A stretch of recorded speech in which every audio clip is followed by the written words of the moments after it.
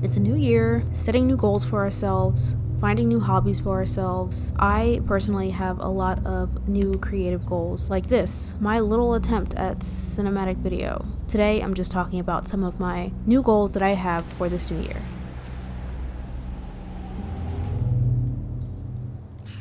I have a really risky setup going on right now. Let me show you. I have my steering wheel, which is turned the wrong way, and then my laptop sitting on top of my steering wheel, creating a bridge with my dashboard so that I could set up my camera after I paid $600 to fix my laptop.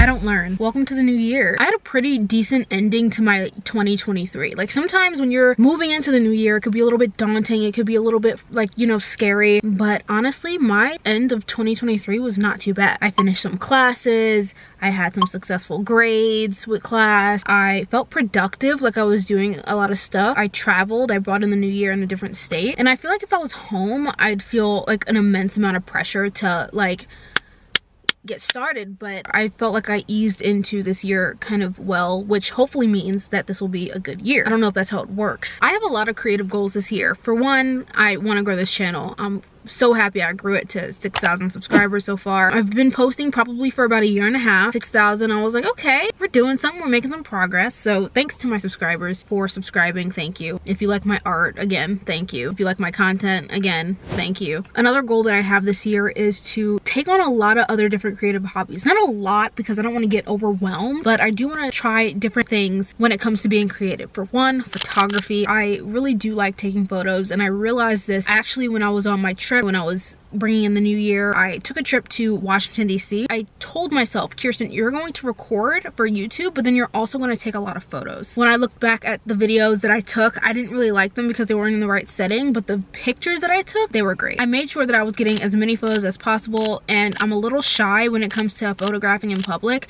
but most people had cameras out because we were in Washington, D.C., which, if you don't know, is the capital of the United States. There's a lot of attractions there, so a lot of people had their cameras out already, so I kind of felt like I blended in well. I was taking photos of attractions, but I was also capturing people in those photos as well, just doing people things, and I really found inspiration in that, and I want to keep doing that. I think it helped that I was in a touristy area, because if I wasn't, I feel like, why is she holding a camera? Like, that's why I feel like people are thinking, why is she holding a camera? Why is she taking photos? If I'm taking a photo at a grocery store and someone happens to be in it, they're gonna be like, they're gonna call the police on me. They're gonna be like, you can't take photos of people. And I'm like, I'm not taking photos of people, I'm just taking photos of my surroundings. But being that I was in a touristy place where people had cameras and had things like that out, like, I didn't feel out of place, and I felt comfortable doing that. So maybe I gotta travel to touristy areas a little bit more and just like snap, snap, snap away.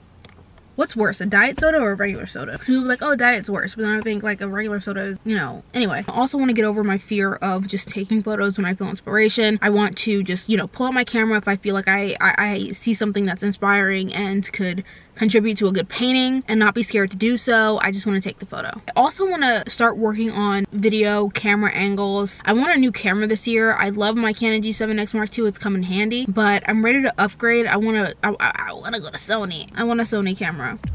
Sorry, Canon. Work on figuring out cinematic shots. I love editing. I love color grading. I don't know, it's fun, and I want to get better at it, because I'm nowhere near probably even good at it, but I want to get better at it. I love creative hobbies, and you should too, because creativity is fun. It feeds your soul, you know what I mean? Learn to crochet, make some music, draw a picture, record a podcast. I was just actually about to start recording a podcast, but my headphones were dead. D-E-D. Dead. I forgot how cold it was too up north. It is cold. I don't know how you're doing it. Sometimes learning creative hobbies is also annoying, because being creative takes up a lot of time. Coming up with creative ideas takes a lot of time. Setting up your camera angle takes a lot of time. Brainstorming ideas takes a lot of time. Creating the project takes a lot of time. Editing the project takes a lot of time. And sometimes it feels like, you know, you don't have enough time at all to learn these different creative things, but I urge myself to learn these things.